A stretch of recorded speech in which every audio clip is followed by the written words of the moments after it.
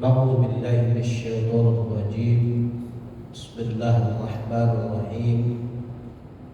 السلام عليكم ورحمة الله وبركاته. الحمد لله رب العالمين الذي خلق الإنسان في أحسن تقويم، وحده والصلاة والسلام على أشرف الأنبياء والمرسلين.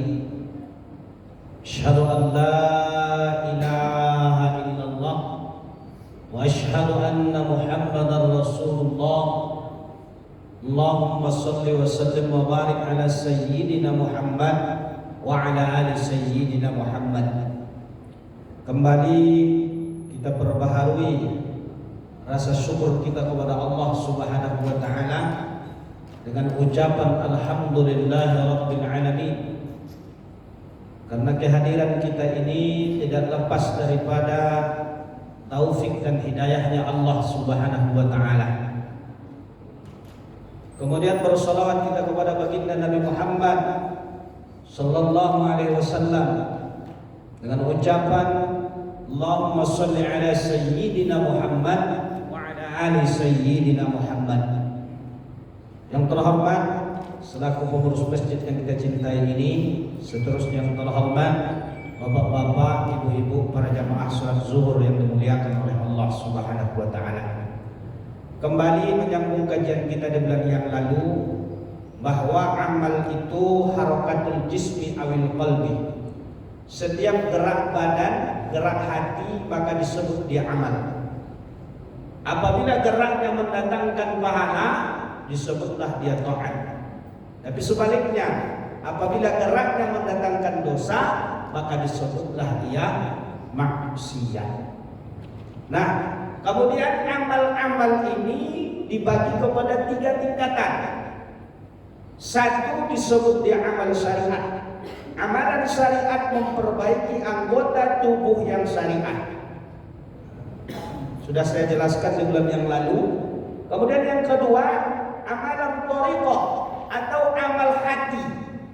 Sedangkan amal hati ini fungsinya untuk memperbaiki hati. Karena hati ini merupakan sumber kebaikan dan keburukan. Inilah yang kata baginda Nabi Muhammad sallallahu alaihi wasallam, kullu ibni Adam, di setiap dada anak Adam itu ada segumpal daging. Idza saluhat jasad kullu wa idza fasadat kullu. Kalau dia baik maka dia baik semuanya. Kalau hatinya baik, ibadahnya juga akan baik kepada Allah. Kalau hatinya baik, imannya juga akan baik kepada Allah. Akidahnya juga akan baik. Maka pondasi dasarnya adalah hati. Hati ini secara umum, maka hati ini ada lagi pembahagian-pembahagiannya. Ada yang disebut dengan sudur, ada yang disebut dengan qalbi, ada yang disebut dengan fuad, ada yang disebut dengan lambun. Bagian-bagian ini tidak bisa kita akses kalau dari dasarnya tidak kita buka. Apa dasar yang pertama? Sudur, dada. Dalam hadis kudusi kata Nabi, banaitu fi jawfi ibni Adam qasran, maka Allah buatlah satu mahligai yang dengan mahligai ini tersambung dengan Allah Subhanahu wa taala. Apa yang Allah buat? Qasran, dada. Wa fi qasran qalban, di dalam qasran, di dalam dada itu ada hati. Wa fi qalban, yang di dalam hati itu ada lagi fuad namanya. Di dalam fuad itu ada lagi lab namanya. Maka ini harus kita buka satu demi satu agar bisa kita mengakses sampai kepada tauhid. Hadirin yang dimuliakan oleh Allah Subhanahu wa taala, maka pengertian qalbu atau hati itu baru secara umum. Kalau dianalogikan ibarat masjid ini, teras daripada masjid ini juga bagian daripada masjid. masjid. Halamannya bagian dari masjid. Tempat wuduknya bagian dari masjid. Dibuka pintu masuk ke dalam. Masuk lagi ke depan tempat imam. Begitu juga yang disebut dengan hati itu. Secara umum, tapi masih ada kelas-kelasnya, ada tingkatan-tingkatannya. Tingkatan yang pertama disebut dengan qasron, dada. Diartikan juga dengan hati, tapi baru secara umum. Makanya kata Allah dalam Al-Quran, "Afaman syarahallahu sadrahu lil Islam, fa huwa 'ala nurin min rabbih." Sama enggak hati orang yang Allah bukakan untuk menerima Islam dengan hati orang yang tak menerima Islam? Tentu tidak sama. Kenapa? Karena hati atau dada orang yang menerima Islam, fahuwa ala nurin min rabbih. Allah tanamkan cahaya Islam itu ke dalam dadanya. Maka Islam itu tempatnya di dada. Islam itu kedudukannya di dada, qasron, hati bagian luar. Bahkan hadirin yang dimuliakan oleh Allah Subhanahu wa taala, iblis itu tempatnya di qasron. Makanya kalau kita marah Pak, rasanya sesak dada. Kalau kita kesal itu bukan kepala Pak, dada. Sempit rasanya dada. Maka ketika kita beribadah kepada Allah, datang was-wasnya kita, datang ragunya kita, datang ingatan kita kepada yang lain. Itu ulah iblis menguasai qasron dadanya kita. Bahkan dosa-dosa kita akan menutupi hati kita. Balwana ala qulubihim ma kanu yaksubun, kata Allah. Tidak demikian, sesungguhnya perbuatan mereka, dosa-dosa mereka menutup hatinya mereka. Kalau tertutup hati kita nih Pak ya, tidak terbuka ke qalbu, tidak terbuka ke fuad, tidak terbuka ke lab, maka iman kita tidak akan lurus, akidah kita tidak akan lurus. Karena tempat iman itu, tempat niat itu berada di tingkatan atau masuk ke dalam qalbu. Hadirin yang dimuliakan oleh Allah Subhanahu wa taala, maka harus kita bersihkan bagian luar ini dulu. Ada amalan, ada yang harus kita lakukan agar qalbu kita ini betul-betul bersih. Apa amalannya? 3. Inti daripada segala amalan untuk membersihkan hati ini ada 3. Yang pertama, ikhlas kepada Allah Subhanahu wa taala. Apapun aktivitas kita, apapun pekerjaan kita, apapun ibadah kita, harus kita usahakan dengan ikhlas. Karena ikhlas ini akan memperbaiki hati kita. Bagaimana yang disebut dengan ikhlas? Ikhlas juga ada tingkatannya. Serendah-rendahnya ikhlas tanpa pamrih. Serendah-rendahnya ikhlas itu tanpa pamrih, tidak mengharapkan apa-apa. Ini serendah-rendahnya ikhlas. Kemudian meningkat lagi ikhlasnya kita karena ada rasa cinta, mahabbah. Ada rasa cinta kita kepada Allah sehingga semua ibadah itu mudah kita lakukan, ringan kita lakukan. Salat tahajud kita tidak berat rasanya. Kenapa? Ada rasa cinta kita kepada Allah. Di tingkatan yang kedua ikhlas.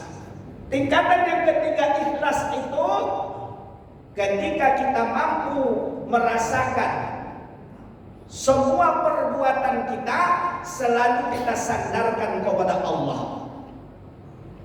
Ikhlas tingkatan yang paling tinggi ketika kita mampu merasakan, menyadari bahwa semua perbuatan kita selalu kita sandarkan kepada Allah. Kita rasakan bahwa hidup kita ini dihidupkan oleh Allah. Kita rasakan kita mendengar itu karena dibuat oleh Allah mendengar. Kita rasakan bahwa kita melihat ini dibuat oleh Allah melihat. Semua gerakan kita, semua perbuatan kita sandarkan kepada Allah Subhanahu wa taala, sehingga kita ini la haula wala quwata illa billah. Itulah ikhlas yang tinggi.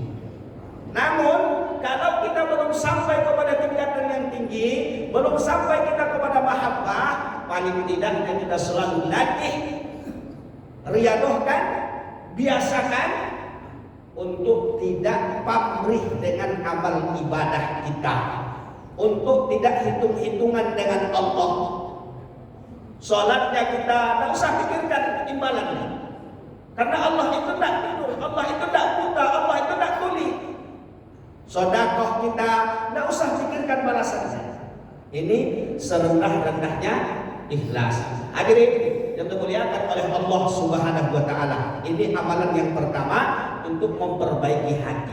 Amalan yang kedua untuk memperbaiki hati ini yaitu siddiq. Apa itu siddiq? Benar. Benar ucapan, benar hati, Pak. Kalau benar ke manusia, jujur ke manusia, tidak bohong kepada manusia, mungkin itu hal yang mudah.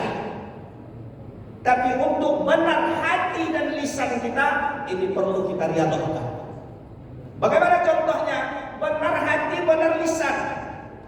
Ketika kita sholat misalnya, kita baca Fatihah, Bismillahirrahmanirrahim. Lisan kita ucapannya Bismillahirrahmanirrahim, hati kita juga Bismillahirrahmanirrahim. Kalau lisan kita mengucapkan Alhamdulillahirabbil alamin, tapi hati kita kemol, tidak siddiq.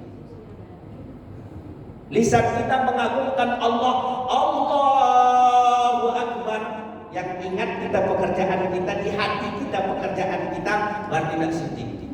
Bahkan sholat yang demikian, ibadah yang demikian, fawailul lil musallin, kecelakaan bagi orang yang sholat. Yang bagaimana? Yang hatinya tidak selaras dengan lisannya. Ucapannya berbeda dengan hatinya. Di ucapannya dia mengagungkan Allah, di ucapannya dia membesarkan Allah, tapi hatinya entah kemana. Berarti tidak siddiq. Jadi harus kita latih benar ucapan, benar hati. Kita baca Subhana rabbiyal azim wa bihamdihi atau Subhana rabbiyal a'la wa bihamdihi. Hati kita harus tetap Subhana rabbiyal azim atau Subhana rabbiyal a'la.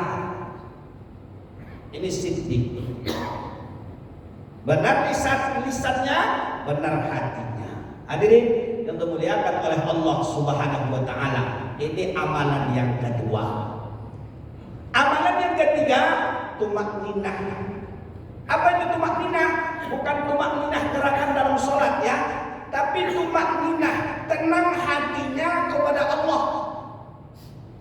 Tidak gelisah hatinya. Ada orang gelisah hatinya, bagaimana? Gelisah hatinya memikirkan rizki anaknya nanti. Gelisah hatinya memikirkan pekerjaan anaknya nanti. Gelisah hatinya memikirkan jodoh anaknya nanti. Berarti tidak tumakninah. Berarti hatinya belum yakin dengan kebesaran dan keagungan Allah Subhanahu wa taala. Sedangkan hati orang yang tumakninah, dia yakin, oh, rizki itu sudah diatur oleh Allah. Oh, jodoh anak saya itu sudah diatur oleh Allah. Apapun semua sudah diatur oleh Allah Subhanahu wa taala. Sehingga hatinya tidak gelisah. Hatinya tidak kesana kesini memikirkan ini, memikirkan itu, tidak. Tapi selalu hatinya ini dia sandarkan kepada Allah. Karena di dalam Fatihah selalu diucapkan Alhamdulillahi Rabbil Alamin. Segala puji bagi Rabb yang sudah menciptakan, yang sudah mengatur, yang sudah memelihara. Semuanya sudah diatur dan dipelihara oleh Allah. Bahkan tidur kita diatur oleh Allah, bangun kita diatur oleh Allah. Jangankan masalah rezeki ya, kedipan mata kita ini, berapa kali misalnya mata kita berkedip dalam 1 jam, itu pun sudah diatur oleh Allah. Tidurnya kita itu diatur oleh Allah. Andai kata tidak diizinkan oleh Allah kita tidur, Pak,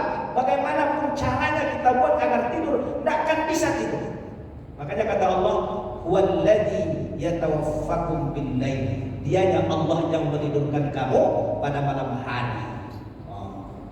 Tidur kita diatur oleh Allah. Bangun dari tidur juga diatur oleh Allah. Makanya Nabi mengajarkan alhamdulillahilladzi ahyana ba'dama amatana wa ilaihi nusyur. Segala puji bagi Allah yang telah menghidupkanku dari mati.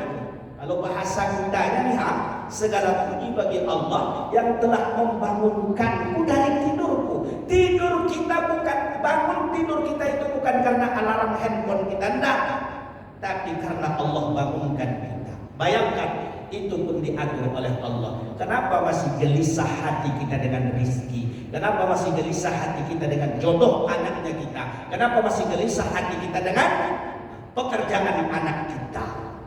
Hadirin yang dimuliakan oleh Allah Subhanahu wa taala, maka amalan yang kedua untuk memperbaiki hati itu harus, amalan yang ketiga harus hati kita tumakninah kepada Allah Subhanahu wa taala. Tentram hati kita karena semuanya sudah diatur, sudah dipelihara oleh Allah. Kita hanya menjalani sunnatullah Allah Subhanahu wa taala. Hadirin yang dimuliakan oleh Allah Subhanahu wa taala, maka amalan yang kedua ini harus kita riadahkan untuk memperbaiki hati kita, yaitu yang pertama ikhlas kita. Apapun pekerjaan perbuatan kita, lupakan masalah imbalan. Tidak usah hitung-hitungan kita dengan Allah. Yang kedua, berusaha kita jujur kepada diri kita sendiri. Ucapan kita bismillah, hati kita juga harus bismillah. Mulut kita, lisan kita memuji Allah, hati kita juga harus memuji Allah. Kemudian yang terakhir, harus kita tumakninah, harus kita tentram hati kita bahwa semua sudah diatur oleh Allah Subhanahu wa taala. Hadirin yang dimuliakan oleh Allah Subhanahu wa taala, insyaallah bulan akan datang akan kita sambung masuk kepada pembagian qalbu. Setelah sudur, masuklah dia kepada qalbu. Ini saja yang dapat saya sampaikan. Salah satunya kami mohon maaf. Akhir kata, assalamualaikum warahmatullahi wabarakatuh.